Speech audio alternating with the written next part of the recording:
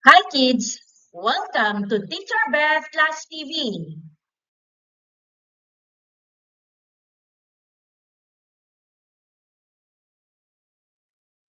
Makabansa 3 Summative Test Reviewer Part 1 para sa Term 1. Narito ang mga aralin. Aralin 1, mahahalagang taong naging bahagi ng kasaysayan sa ating lugar. Aralin 2, makasaysayang mga lugar at mga saksi ng kasaysayan. Aralin 3, babago at pagpapatuloy ng komunidad sa paglipas ng panahon. Mahahalagang taong naging bahagi ng kasaysayan ng ating lugar. Tukuyin ang bayani o personalidad na inilalarawan sa bawat pahayag. Maaari mo ring isulat ang iyong mga sagot sa iyong kwaderno.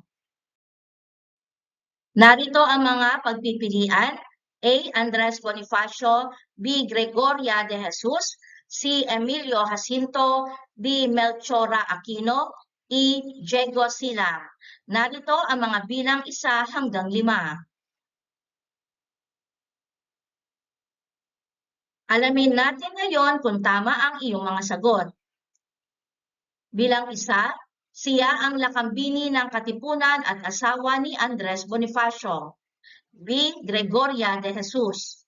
Bilang 2, siya ang tagapayo at kalihim ni Andres Bonifacio. C. Emilio Jacinto. Bilang 3, siya ang nagtatag at namuno sa KKK. A. Andres Bonifacio. Bilang 4, siya ang asawa ni Gabriela Silang at namuno sa kilusan laban sa mga Espanyol. E. Diego Silang. Bilang 5, siya ay mas kilala sa katawagang Tandang Sora. D. Melchora Aquino. Para naman sa mga bilang 6 hanggang 10, narito ang iyong mga pagpipilian. A. Gabriela Silang. B. Juan Luna. C. Antonio Luna. D. Mariano Llanera. E. Marcelo H. Del Pilar.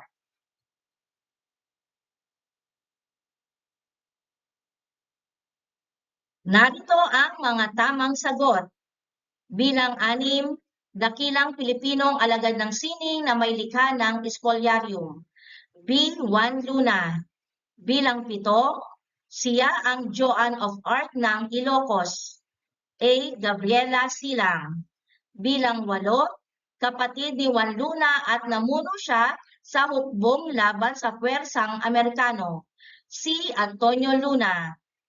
Bilang 9, naging pinuno ng mga Katipunero sa gitnang Luzon. D. Mariano Llanera. Bilang 10, siya ang nagtatag ng Diaryong Tagalog. E. Marcelo H. Del Pilar. Para sa bilang 11 hanggang 15, narito ang mga pagpipilian.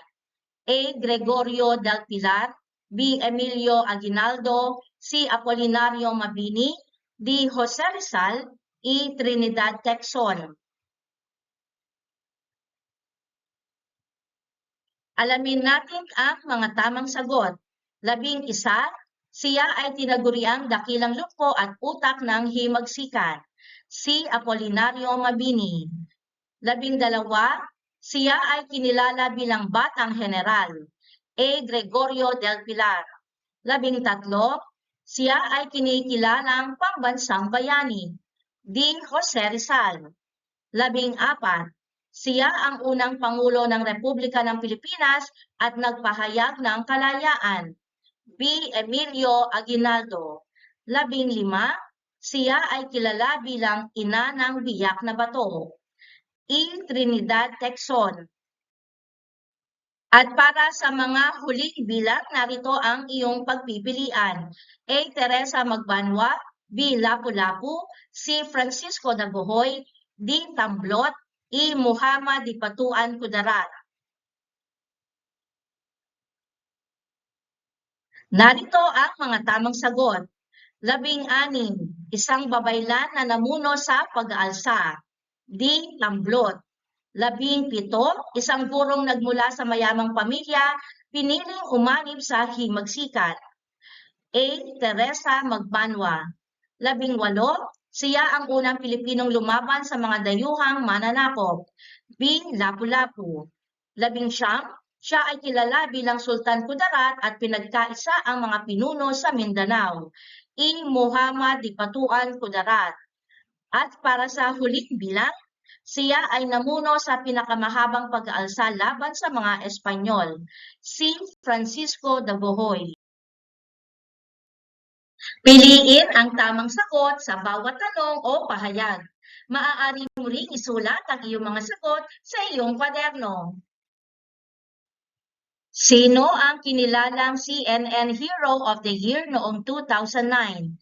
A. Carlos Yulo, B. Efren Peña Florida Jr., C. Manny Pacquiao, D. Ronnie Capamungan.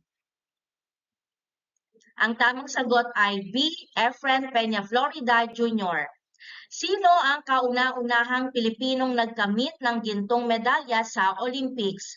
A. Hidilyn Diaz, B. Carlos Yulo, C. Manny Pacquiao, D. Lea Salonga. Siya si Hidilyn Diaz, A. Sino ang tinaguriang pambansang kamao ng Pilipinas? A. Carlos Yulo, B. Manny Pacquiao, C. Efren Peña Florida, D. Aris Espinosa. Ang tamang sagot ay B. Manny Pacquiao. Sino ang Miss Universe 2018? A. Lea Salonga, B. Hidilyn Diaz, C. Catriona Gray, D. Rona Mahilong. Ang tamang sagot ay C. Catriona Gray. Sino ang kilalang mga awit at aktres na nagbigay ng karangalan sa bansa? A. Rona Mahilong, B. Catriona Gray, C. Hidilyn Diaz, D. Lea Salonga. Siya si Lea Salonga, D. Ilang gintong medalya ang napagwagihan ni Carlos Yulo? A. Isang medalyang ginto, B. Dalawang medalyang ginto, C. Tatlong medalyang ginto, D. Apat na medalyang ginto. Ang tamang sagot ay B. Dalawang medalyang ginto. Sino ang nagturo ng mga batang lansangan gamit ang Kariton Classroom? A. Carlos Yulo, B. Efren Peña Florida Jr., C. Manny Pacquiao, D. Ronnie Capamungan. Ang tamang sagot ay B. Efren Peña Florida Jr. Siya ang boses sa likod ng mga awitin ni na Princess Jasmine at Famulan. A. Lea Salonga, B. Hidilyn Diaz, C. Catriona Gray, D. Crisanta Sebo. Ang tamang sagot ay Lea Salonga, A. Sa edad na 10, iniligtas niya ang mga kapatid sa nasusunog nilang bahay. A. Crisanta Sebok, B. Sajid Pulig, C. Rona Mahilong, D. Aris Espinosa. Ang tamang sagot ay C. Rona Mahilong. Dating batang lansangan na nagtatag ng Championing Community Children Foundation. A. Chris Kes Valdez, B. Efren Peña Florida Jr., C. Aris Espinosa, D. Sajid Bulig. Ang tamang sagot ay A. Chris Kes Valdez. Iniligtas niya ang mga taong nalulunod sa lumubog na pagoda sa Bukawi. A. Sajid Bulig, B. Muelmar Toto Magallanes, C. Crisanta Sebok, D. Ronnie Capamungan. Ang tamang sagot ay A. Sajid Bulig. Dinapaan niya ang isang granada upang mailigtas ang mga batang kalaro. A. Chris Kes Valdez, B. Efren Peña Florida Jr., C. Aris Espinosa, D. Sajid Bulig. Siya si Aris Espinosa, C. Tinulungan niya ang mga kapitbahay mula sa rumaragasang tubig baha dulot ng bagyong Ondoy. A. Sajid Bulig, B. Muelmar Toto Magallanes, C. Crisanta Sebok, D. Ronnie Capamungan. Ang tamang sagot ay B. Muelmar Toto Magallanes. Siya ay batang naging saksi sa isang krimeng ginawa sa isang bata. A. Chris Quez Valdez, B. Efren Peña Florida Jr., C. Aris Espinosa, D. Ronnie Kapamungan. Letter D. Ronnie Kabamungan. Kilalanin ang mga personalidad. Kumpletuhin ang mga pahayag gamit ng mga sumusunod na salita. Boksingero, mang-aawit, gymnast, weightlifter, Miss Universe.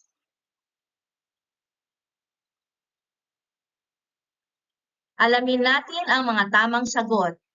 Si Ridlyn Diaz ay mahusay na weightlifter. Si Manny Pacquiao ay kilalang boksingero. Si Carlos Yulo ay world-class gymnast. Si Catriona Gray ay 2018 Miss Universe. Si Lea Salonga ay kilalang mang-aawit. Makasaysayang mga lugar at mga saksi ng kasaysayan. Kilalanin ang mga nakalarawang makasaysayang lugar. Maaari mo ring isulat ang mga titik ng iyong sagot sa iyong kwaderno. Narito ang mga makasaysayang larawan at ang mga pagpipilian.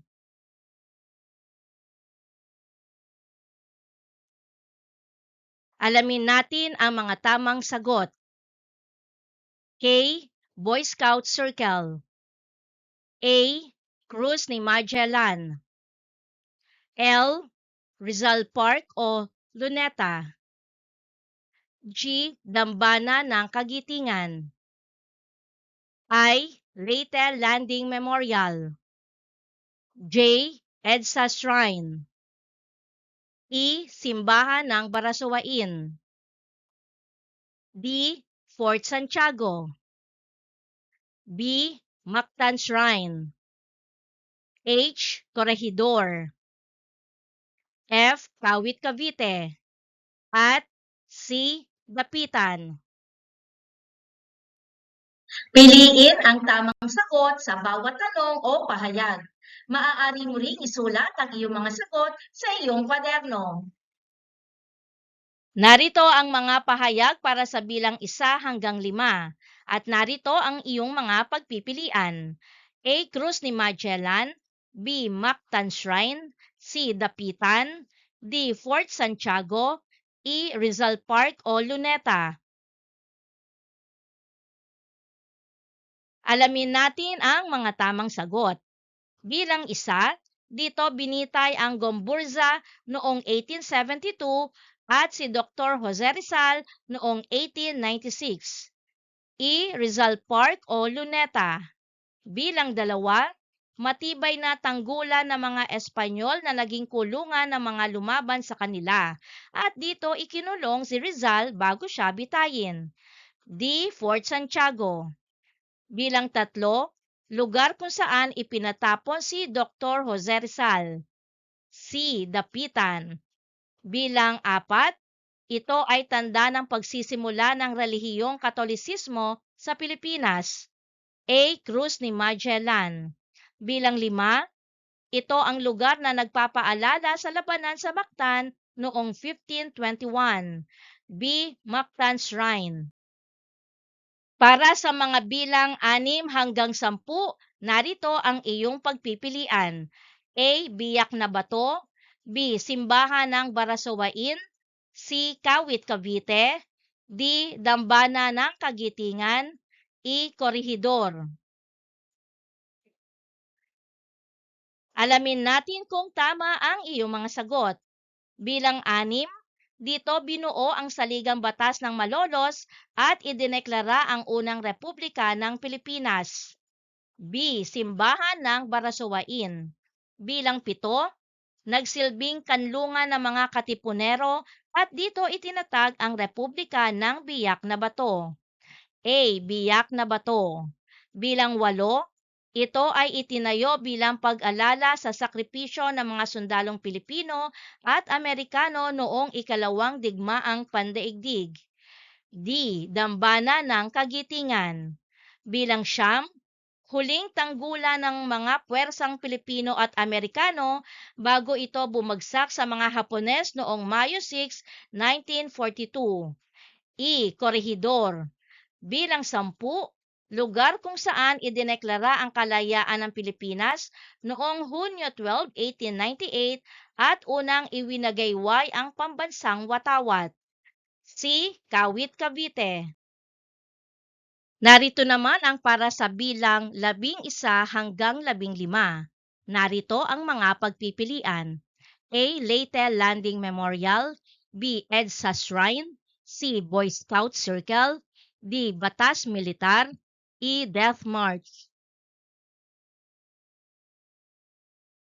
Alamin natin ang mga tamang sagot. 11. Isang makasaysayang pangyayari noong ikalawang digmaang pandaigdig kung saan ang mga Pilipino at Amerikanong sundalo ay sapilitang pinalakad ng hukbong Hapones matapos ang pagsuko ng Bataan. Death March. 12. Dito dumaong si General Douglas MacArthur na hudyat ng pagsisimula ng pagpapalaya sa Pilipinas mula sa mga Hapones. A. Leyte Landing Memorial. 13. Isang pook na itinayo bilang paggunita sa mga batang scout na namatay sa isang trahedya. C. Boy Scout Circle. 14. Ito ay ipinatupad noong 1972 sa ilalim ni Pangulong Ferdinand Marcos. D. Batas Militar. 15. Ito ay itinayo bilang paggunita sa People Power Revolution noong 1986. B. EDSA Shrine. Piliin ang tamang sagot sa bawat tanong o pahayag. Maaari mo ring isulat ang iyong mga sagot sa iyong kwaderno. Sino ang kauna-unahang Pilipinong lumaban at nagpatunay na kayang talunin ang mga dayuhang mananakop? A. Emilio Aguinaldo. B. Lapu-Lapu. C. Jose Rizal. D. Ferdinand Magellan. Ang tamang sagot ay B. Lapu-Lapu. Kailan idineklara ang kalayaan ng Pilipinas sa Kawit Cavite? A. Hunyo 12, 1898. B. Hulyo 4, 1946. C. Disyembre 30, 1896. D. Pebrero 25, 1986. Ang sagot ay A. Hunyo 12, 1898. Ano ang mga ginawa ni Jose Rizal nang siya ay pinatapon sa dapitan? A. Nangolekta ng buwis. B. Nangampanya sa politika. C. Naggamot, nagturo at nagsagawa ng mga proyekto. D. Nagtago ng mga sandata. Ang tamang sagot ay C. Naggamot, nagturo at nagsagawa ng mga proyekto. Bakit itinuturing na mahalaga ang simbahan ng Barasowain? A. Dito ipinanganak si Rizal. B. Dito binuo ang saligang batas at itinatag ang unang republika. C. Dito itinago ang watawat ng Pilipinas. D. Dito naganap ang labanan sa Mactan. Ang tamang sagot ay B. Dito binuo ang saligang batas at itinatag ang unang republika. Anong makasaysayang pangyayari ang naganap sa EDSA noong 1986? A. Pagpapahayag ng kalayaan. B. Pagtatapos ng pananakop ng mga Espanyol. C. Mapayapang revolusyon at pagbabalik ng demokrasya. D. Pagdating ng mga Amerikano. Ang tamang sagot ay C. Mapayapang revolusyon at pagbabalik ng demokrasya. Saan matatagpuan ang dambana ng Kagitingan? A. Bundok Samat, Bataan. B. Bundok Apo, Davao. C. Bundok Makiling, Laguna. D. Bundok Arayat, Pampanga. Matatagpuan ito sa Bundok Samat, Bataan, A. Ano ang ibig sabihin ng pagtayo ng Krus ni Magellan sa Cebu? A. Tanda ng pagkakaibigan ng mga Espanyol at Hapones. B. Simbolo ng pagsisimula ng relihiyong Katolisismo sa Pilipinas. C. Palatandaan ng hangganan ng teritoryo. D. Paalaala sa mga mandaragat. Ang tamang sagot ay B. Simbolo ng pagsisimula ng relihiyong Katolisismo sa Pilipinas. Sino ang nangakong babalik upang palayain ang Pilipinas mula sa mga Hapones? A. General Antonio Luna. B. General Douglas MacArthur. C. General Emilio Aguinaldo. D. General Gregorio del Pilar. Ang tamang sagot ay B. General Douglas MacArthur. Sa anong lugar ikinulong si Dr. Jose Rizal bago siya dinala sa Luneta upang bitayin? A. Corregidor. B. Dapitan. C. Biak na Bato. D. Fort Santiago. Ang tamang sagot ay Fort Santiago D.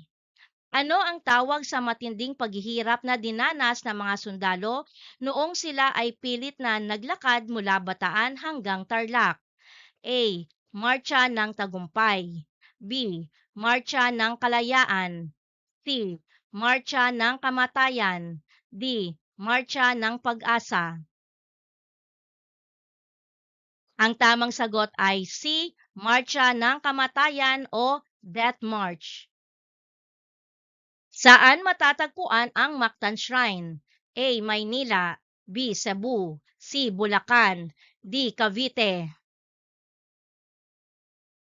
Matatagpuan ito sa B. Cebu. Anong pamahalaan ang itinatag sa Biak na Bato noong 1897? A. Republika ng Pilipinas. B. Republika ng Biak na Bato. C. Republika ng Malolos. D. Pamahalahang Revolusyonaryo. Ang tamang sagot ay B. Republika ng Biak na Bato. Sino ang datong lumaban laban sa mga Espanyol at tinaguriang unang bayani ng Pilipinas? A. Homonhon. B. Lacandula. C. Lapu-Lapu. D. Magellan. Siya si Lapu-Lapu C. Anong makasaysayang lugar ang kilala sa katawagang Walled City? A. Corregidor. B. Luneta. C. Dapitan. D. Fort Santiago. Ang walled city ay ang Fort Santiago D. Saang isla dumaong ang barko ni na Magellan? A. Homonhon. B. Coron. C. Caticlan. D. Mindoro. Sila ay dumaong sa Homonhon A. Kailan dumating sina Ferdinand Magellan sa Pilipinas? A. Marso 16, 2026. B. Marso 16, 1521. C. Abril 16, 1521. D. Abril 16, 1600. Ang tamang sagot ay B. Marso 16, 1521. Sinong manlalakbay ang nagmula sa bansang Portugal ngunit nagsilbi sa ilalim ng kaharian ng Espanya? A. Miguel Lopez de Legazpi. B. Gomburza. C. Jose Rizal. D. Ferdinand Magellan. Ito ay si Ferdinand Magellan D. Ano ang orihinal na pangalan ng ating pambansang awit? A. Lupang Hinirang. B. Bayang Magiliw. C. Marcha Filipina Magdalo. D. Panatang Makabayan. Ang tamang sagot ay C. Marcha Filipina Magdalo. Ano ang naganap noong Pebrero 22 hanggang 25, 1986? A. EDSA People Power Revolution. B. Batas Militar o Martial Law. C. Araw ng Kalayaan. D. Death March. Ang tamang sagot ay A. EDSA People Power Revolution. Sino ang naluklok na pangulo pagkatapos ng EDSA Revolution? A. Ferdinand Marcos. B. Rodrigo Duterte. C. Benigno Noynoy Aquino III. D. Corazon Aquino. Ang tamang sagot ay D. Corazon Aquino. Sino ang gumawa ng himig ng ating pambansang awit? A. Julian Felipe. B. Jose Rizal. C. Marcela Agoncillo. D. Emilio Aguinaldo. Ang tamang sagot ay si Julian Felipe A. Bakit mahalagang pag-aralan ang mga makasaysayang lugar at pangyayari? A. Upang malaman kung saan makakabili ng murang gamit. B. Upang maunawaan ang pinagmulan ng ating kalayaan at pahalagahan ang sakripisyo ng mga bayani. C. Upang makapaglakbay sa mga lugar na ito nang walang bayad. D. Upang makapagsulat ng mahabang kwento. Ang tamang sagot ay B. Upang maunawaan ang pinagmulan ng ating kalayaan at pahalagahan ang sakripisyo ng mga bayani. Tukuyin kung tama o mali ang ipinapahayag sa bawat pangungusap. Maaari mo ring isulat ang iyong mga sagot sa iyong kwaderno. Narito ang mga pahayag para sa mga bilang 1 hanggang 5. Alamin natin kung tama ang iyong mga sagot. Bilang 1, ang mga makasaysayang lugar ay dapat ingatan at panatilihing maayos dahil ito ay paalala ng ating kasaysayan at kalayaan. Tama. Bilang 2, pwede nating isulat o ukitin ang ating pangalan sa mga pader at bato ng mga makasaysayang puok bilang tanda na tayo ay nakapunta doon. Mali. Bilang 3, ang pagtatapon ng basura sa tamang lalagyan ay isang simpleng paraan ng pagpapakita ng paggalang at pangangalaga sa mga makasaysayang lugar. Tama. Bilang 4, hindi na mahalagang alamin ang kwento ng isang makasaysayang lugar dahil lipas na ang mga pangyayaring naganap doon. Mali. Bilang 5, ang pagbabahagi ng tamang impormasyon tungkol sa kasaysayan ng isang lugar ay nakatutulong upang mas pahalagahan ito ng ibang tao. Tama. Narito naman ang para sa bilang 6 hanggang 10. Alamin natin ang mga tamang sagot. Bilang 6, dapat nating sundin ang mga patakaran at babala na nakalagay sa mga pasukan at paligid ng mga makasaysayang pook. Tama. Bilang 7, ang pagsira o pagtatanggal ng mga bahagi ng isang makasaysayang gusali ay makatutulong upang maging bago at maganda ang itsura nito. Mali. Bilang 8, ang mga makasaysayang lugar ay nagsisilbing aral para sa atin upang maunawaan ang sakripisyo ng ating mga ninuno. Tama. Bilang 9, maaari nating hawakan ng marahan at huwag kalampagin ang mga lumang kagamitan o bantayog na makikita sa loob ng mga museo at makasaysayang pook. Tama.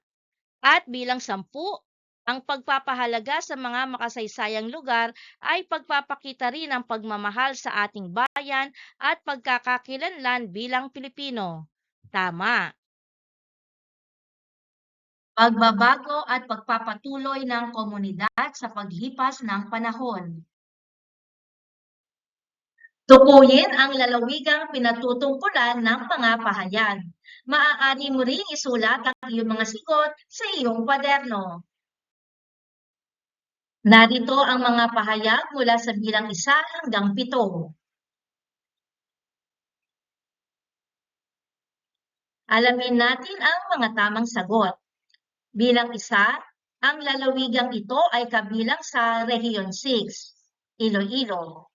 Bilang 2, ito ay dating bahagi ng isang malaking lalawigan pero sa bisa ng Legislative Act No. 3537 ay naging 2 lalawigan ito, Misamis Oriental. Bilang 3, ang lalawigang ito ay matatagpuan sa Visayas, Iloilo. Bilang 4, humina ang ekonomiya nito dahil sa nangyaring malaking sunog noong ikalawang digmaang pandaigdig, Iloilo. Bilang 5, ang pangalan ng lalawigang ito ay nagmula sa salitang Misa. Misa means Oriental. Bilang 6, nagmula ang pangalan ng lalawigang ito sa pangalan ng isang reyna, Isabela. Bilang 7, ito ay tinatawag na Heart of the Philippines dahil sa tila nasa puso ng bansa, Iloilo. Narito naman ang mga pahayag mula sa bilang 8 hanggang 13. Alamin nating muli ang mga tamang sagot. Bilang 8, nasa hilagang silangan ng bansa ang lokasyon ng lalawigang ito. Isabela. Bilang 9, nagmula ang pangalan ng lalawigang ito sa isang bahagi ng katawan ng tao na kahawig nito ang hugis. Iloilo. Bilang 10, ang pangunahing lungsod at kabisera ng lalawigang ito ay ang Cagayan de Oro, Misamis Oriental.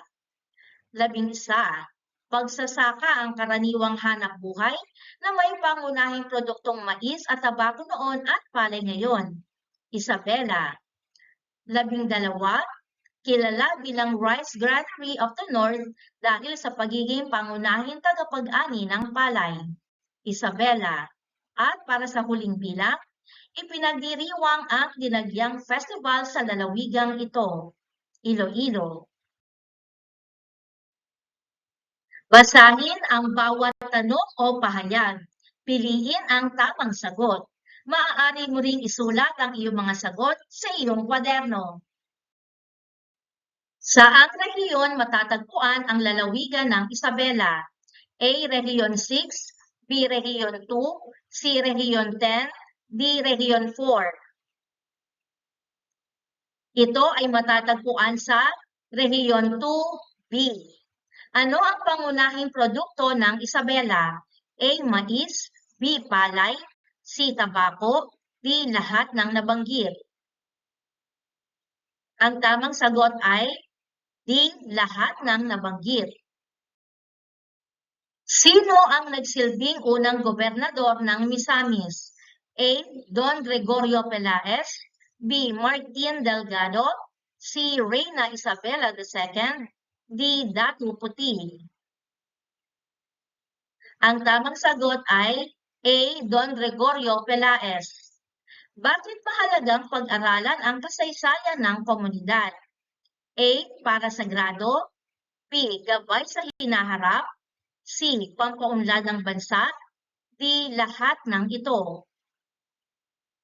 Ang tamang sagot ay B. Gabay sa hinaharap. Ang Irong-Irong ay pinagmulan ng pangalan ng A. Isabela, B. Iloilo, C. Misamis Oriental, D. Cagayan de Oro. Ito ay Iloilo B. Ano ang itinuturing na City of Golden Friendship? A. Iloilo City, B. Cagayan de Oro, C. Ilagan City, D. Vigan. Ang tamang sagot ay B. Cagayan de Oro. Kailan naging ganap na lalawigan ang Isabela? A. Mayo 1, 1856, B. Agosto 25, 1937, C. Mayo 1, 1930, D. Mayo 1, 1893. Ang tamang sagot ay A. Mayo 1, 1856. Kanino isinunod ang pangalan ng lalawigang Isabela? A. Reyna Elizabeth II, B. Reyna Ina, C. Reyna Isabela II, D. Reyna Elena.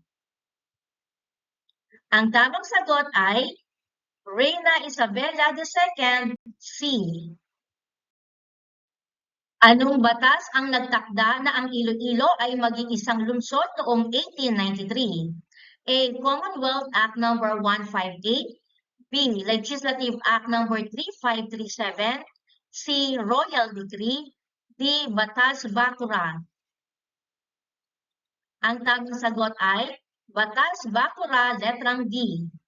Saang bahagi ng Pilipinas matatagpuan ang lalawigan ng Iloilo? A. Luzon, B. Visayas, C. Mindanao, D. Palawan. Ito ay matatagpuan sa Visayas B. Bakit tinawag na Rice Granary of the North ang lalawigan ng Isabela? A. Dahil ito ang pinakamalaking lalawigan, B. Dahil sa dami ng inaani nilang palay, C. Dahil sa maraming tabako rito, D. Dahil sa lawak ng kagubatan nito. Ang tamang sagot ay B. Dahil sa dami ng inaani nilang palay. Saang bahagi ng Pilipinas matatagpuan ang lalawigan ng Isabela? A. Luzon, B. Visayas, C. Mindanao, D. Palawan. Ito ay matatagpuan sa Luzon. A. Ano ang pangunahing layunin ng pag-aaral ng kasaysayan ng sariling komunidad? A. Upang malaman kung sino ang pinakamayaman. B. Upang malaman kung paano nagbago ang presyo ng bilihin. C. Upang matutunan lamang para sa pagsusulit. D. Upang malaman ang ating pinagmulan at pahalagahan ang ating lugar. Ang tamang sagot ay D. Upang malaman ang ating pinagmulan at pahalagahan ang ating lugar. Alin sa mga sumusunod ang hindi tamang gawain kapag bumibisita sa makasaysayang lugar? A. Basahin ang mga nakasulat na palatandaan. B. Maging magalang at maingat. C. Sumulat o ukitin ang pangalan sa lumang pader. D. Makinig sa paliwanag ng mga nakakaalam. Ang tamang sagot ay C. Sumulat o ukitin ang pangalan sa lumang pader. Bakit mahalaga ang pagsali sa mga pista at selebrasyon sa ating bayan? A. Upang makaliban sa pagpasok sa paaralan. B. Upang makakain lamang ng masasarap na pagkain. C. Upang mapanatili ang ating kultura, tradisyon at pagkakaisa. D. Upang makita kung sino ang may pinakamagandang kasuotan. Ang tamang sagot ay C. Upang mapanatili ang ating kultura, tradisyon at pagkakaisa. Alin sa mga sumusunod ang nagpapakita ng pagmamahal at pagpapahalaga sa kalinisan ng komunidad? A. Pagtatapon ng basura sa kalsada at sapa. B. Pag-iwan ng kalat pagkatapos ng pagdiriwang. C. Paghiwalay ng nabubulok at di nabubulok na basura. D. Pagputol ng mga puno at halaman sa pampublikong lugar. Ito ay paghiwalay ng nabubulok at di nabubulok na basura. C. Maraming lugar sa Pilipinas ang nagkaroon ng pagbabago ng pangalan mula noon hanggang ngayon. Ano ang ipinapakita nito? A.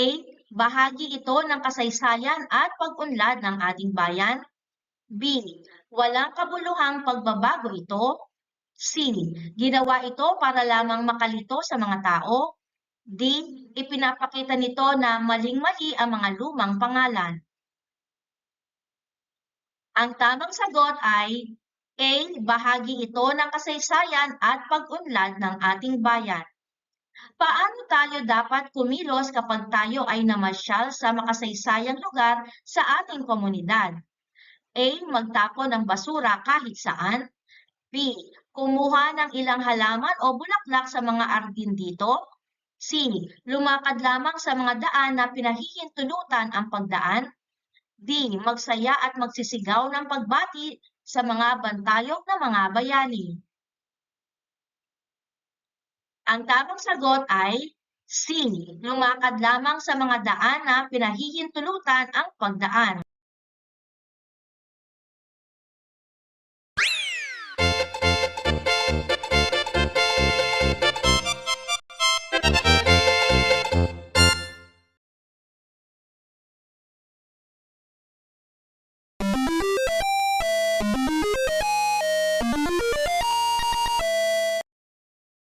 Thank you for joining me. Let's learn, play, and grow together. Teacher Beth Class TV. Subscribe, like, and share. Thank you.